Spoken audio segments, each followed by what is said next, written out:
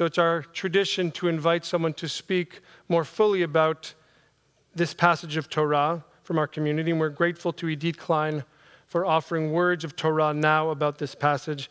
Idit is a TBZ member and founding president and CEO of Keshet, a pioneering and critically important organization that works for the full equality of all LGBTQ Jews and families in Jewish life. Idit, bechavod.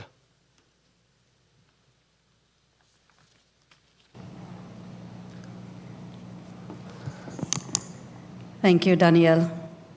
Shana Tova. When I came out in college, I thought about my third grade Orthodox rabbi, and I felt grateful to him. Let me tell you why. I had transferred from a public school in New Bedford, Massachusetts, to an Orthodox day school in Providence. I had never seen a Chumash, a book of Torah, so our Chumash teacher took me aside on my first day of third grade. He put a Chumash in front of me, and he flipped it open. And then he pointed at the page, and he said, "Here is the main story." And then he pointed to the left-hand column and to the half of the page below the copy, and he said, and here are what two different people have to say about that story. Sometimes they disagree with one another. Sometimes I disagree with them. Sometimes you may disagree with them. And you know what? Sometimes you may disagree with me too. But remember, and then he bent down to look me right in the eye, and he said, remember, I always want to know what you think. So there I was, an 8-year-old girl growing up in a secular Israeli family, and I was handed the keys to Jewish tradition. The message I got was that book, an entire intellectual, spiritual, and ethical tradition, that belonged to me just as much as it belonged to anyone else. I was a part of it, and it was a part of me. I had a place in our collective Jewish story, no question. Now, I'm not saying that my Orthodox day school education led directly to my becoming a professional queer Jew, but for sure it played a role years later when I came out, because I never for a millisecond doubted my place in the Jewish world. Throughout my years leading Keshet and working for LGBTQ equality in Jewish life around the country, my vision of the Jewish world as it should be has been animated by that revelatory moment I experienced as an 8-year-old. That moment in which I was told, you belong. Your voice matters. Your voice is here, right here in our most ancient text. So, what do I do with Leviticus 18:22? And how do I find my voice within it? Unlike some of my queer friends and colleagues, I have no memory of the first time I encountered this text. I don't have a particular story of being wounded by it personally, but I have collected more stories than I can count of how this text has hurt others. I think of the 88-year-old lesbian Jew who encountered the text as a teen, just as she was starting to admit to herself that that crush she'd had for years on her best friend, a girl, was real. Reading Leviticus didn't keep her from coming out, but it did exile her from her Judaism for decades. I think of the 58-year-old gay Jewish man who still talks about looking up homosexuality in the Encyclopedia Judaica as a 12-year-old. And when he saw a man shall not lie with a man as the proof text for why Judaism condemns being gay, he said it cut me deep inside.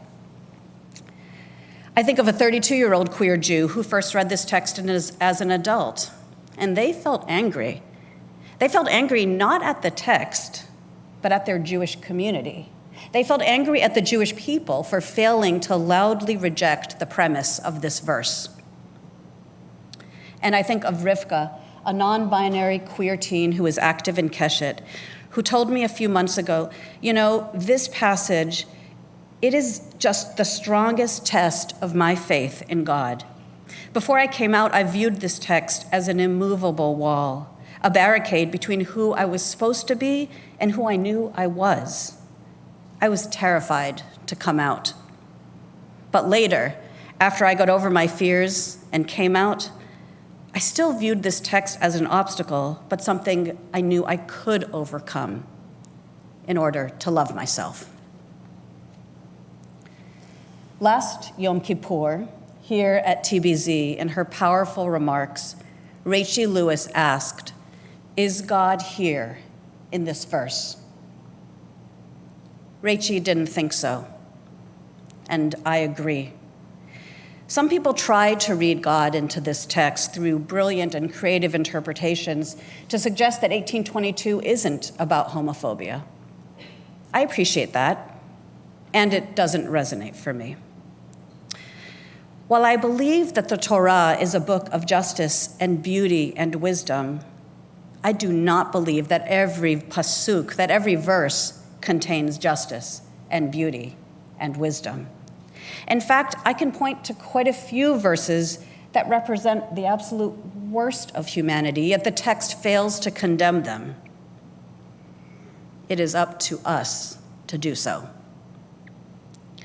And so I will say that Leviticus 18:22 is a verse in our Torah that is the opposite of beauty and justice and wisdom. It is one of hatred and ugliness and ignorance. It has devastated lives, individuals, families, and communities. And so the task that I take upon myself is not to figure out how to understand the text as originally written as actually about justice. What I choose to do instead is to look the text in the face. I choose to see the ugliness and make known the damage that it has caused on countless lives in the past and still today. It's painful to see and hear the words of Leviticus 18:22, but I am so grateful that we do not skip over them here at TBZ. Together, we refuse to ignore what is painful in our tradition. So what do we do with it? I invite you to join me in responding to this text with clarity and without equivocation, to say a man who lies with a man is not an abomination. That relationship is not a chilul Hashem, not a desecration of God's name. It is a kiddush Hashem, a sanctification of God's name. Imagine a world in which all lesbian, gay, bisexual, transgender, non-binary, and queer kids heard that who they are is not only tolerated, not only permitted, but is a manifestation of the divine. A kiddush Hashem. Imagine if the whole world could hear that message. We know that we have far to go until we reach such a day. Looking at the world as it is, I believe that it is a chilul Hashem to read Leviticus 18:22 and simply to move on. Because we live in a country where this year alone, nearly 600 anti-LGBTQ laws have been proposed in states around the country, and over 70 have passed. Most of these laws target transgender children. They prohibit them from playing on sports teams, from using the bathroom of their affirmed gender at school, and most devastatingly, from accessing the health care that for many of them is the difference between thriving and struggling to want to live. I know a young transgender man who is haunted by an exchange he witnessed in the Arkansas State House.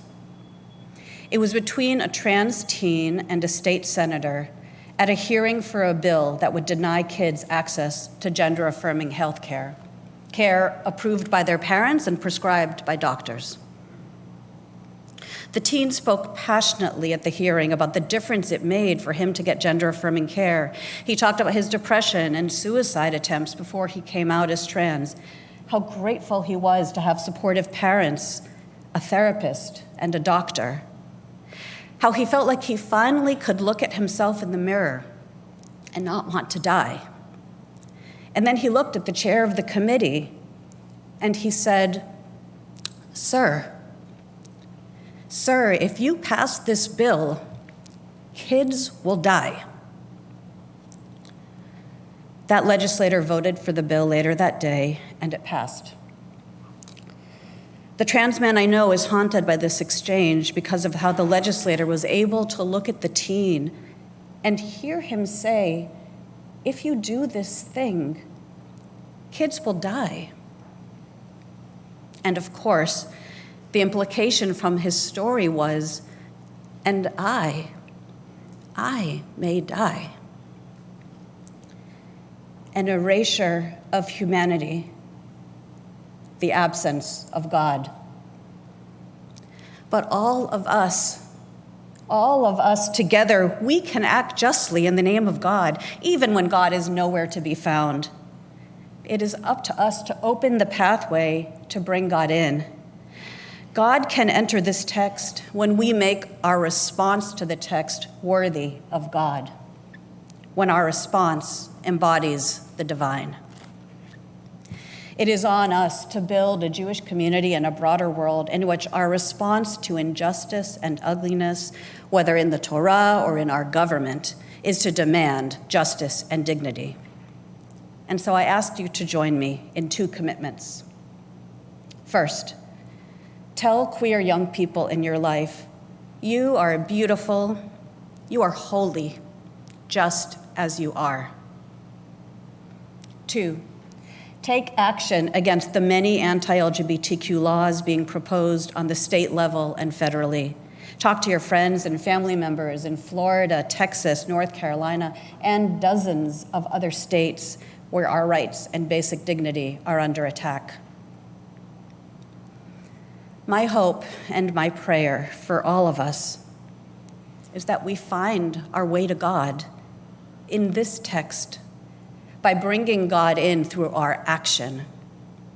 I pray that our children see us doing so and join us, so they can look at the text and understand what I was taught as an 8-year-old back in Orthodox Jewish day school. Here is one voice, and here's another. I may disagree with them, but I will bring my own voice into the conversation because my voice matters and my actions matter for my life, for my community, and for our world. Gemar Chatima Tova.